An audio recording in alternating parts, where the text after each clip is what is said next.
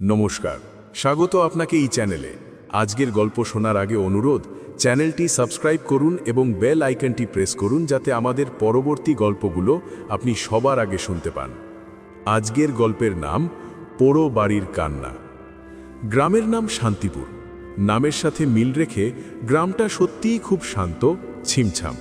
কিন্তু এই গ্রামের এক প্রান্তে জঙ্গল ঘেরা একটা পুরনো দোতলা বাড়ি নিয়ে মানুষের মনে ভীতির শেষ নেই। লোকে বলে ওটা নাকি পোড়ো বাড়ি। অমাবস্যার রাতে ওই বাড়ির দিক থেকে নাকি অদ্ভুত কান্নার আওয়াজ ভেসে আসে। ভয়ে ওই পথ মারাতো না কেউ। গ্রামের ছোট্ট ছেলে অয়ন, বয়স 12। অয়ন কিন্তু ভূত বিশ্বাস করে না, তার আগ্রহ বিজ্ঞানে। সে মনে করে সব কিছুর পেছনেই একটা কারণ থাকে। একদিন বন্ধুদের সাথে বাজি ধরল অয়ন।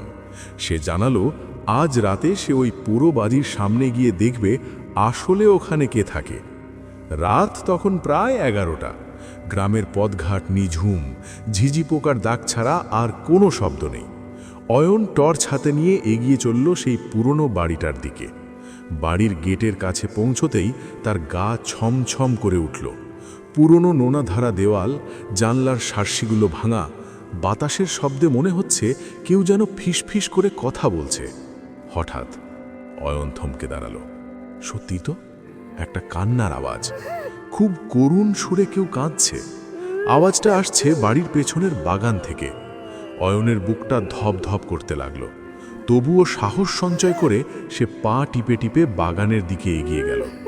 টর্চের আলো ফেলতেই অয়ন যা দেখল তাতে সে অবাক হয়ে গেল। কোনো ভয়ঙ্কর ভূত বা পেতনি নয়, বাগানের একটা বড় আম গাছের নিচে বসে আছে এক আবছা ছায়ামূর্তি।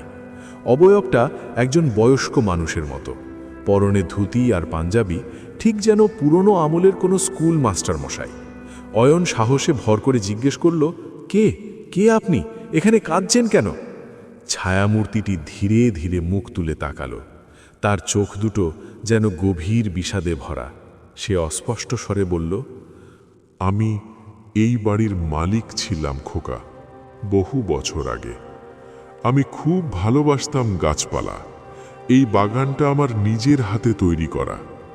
কিন্তু মূর্তিটি দীর্ঘশ্বাস ফেলল। কিন্তু আমার মৃত্যুর পর আমার ছেলেমেয়েরাই বাড়ি ছেড়ে শহরে চলে গেল, আর গ্রামের মানুষ তারা রটিয়ে দিল এটা ভূতের বাড়ি। কেউ আর এখানে আসে না, গাছের যত্ন নেয় না। উল্টে অনেকে এসে আমার সাধের গাছগুলোর ডালপালা ভেঙে নিয়ে যায়। গাছগুলো জল পায় না, কষ্টে ওরা শুকিয়ে যাচ্ছে। ওদের কষ্ট দেখেই যে আমার কান্না পায় খোকা। অয়ন স্তব্ধ হয়ে দাঁড়িয়ে রইল। সে বুঝতে পারল এটা কোনো অনিষ্টকারী ভূত নয়, এ হলো প্রকৃতির প্রতি ভালোবাসার এক অতৃপ্ত আত্মা।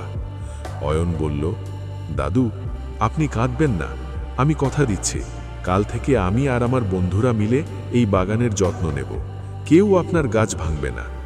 ছায়ামূর্তিটি এবার হাসল, এক অদ্ভুত প্রশান্তির হাসি। বলল, বেঁচে থাকো দাদু ভাই। গাছ বাঁচাতে পারলে মানুষ বাঁচবে। পরের দিন সকালবেলায় যখন অয়ন তার বন্ধুদের নিয়ে সেখানে গেল, দিনের আলোয় ভয়ের কিছুই ছিল না। তারা দেখল বাগানটা সত্যিই অবহেলায় নষ্ট হয়ে যাচ্ছে। তারা সবাই মিলে আগাছা পরিষ্কার করল, গাছে জল দিল। গ্রামের লোকেরা অবাক হয়ে দেখল যে বাড়িকে তারা ভয় পেত আজ সেখানে বাচ্চাদের কোলাহল। আর আশ্চর্যের বিষয়, সেই রাতের পর থেকে ওই বাড়ি থেকে আর কোনো দিন কান্নার আওয়াজ শোনা যায়নি। তবে মাঝে মাঝে যখন খুব হাওয়া দেয়, গাছের পাতাগুলো ঝিরিঝিরি করে ওঠে, তখন মনে হয় কেউ যেন খুশি হয়ে আশীর্বাদ করছে। বন্ধুরা, ভূত মানেই ভয় নয়, কখনো কখনো তারা আমাদের ফেলে আসা দায়িত্বগুলোর কথা মনে করিয়ে দিতে আসে। অয়ন আমাদের শিখিয়ে গেল কুসংস্কারের চেয়ে ভালোবাসার শক্তি অনেক বেশি। প্রকৃতিকে ভালোবাসুন, ভালো রাখুন। গল্পটি ভালো লাগলে লাইক ও শেয়ার করতে ভুলবেন না। দেখা হবে পরের গল্পে। নমস্কার।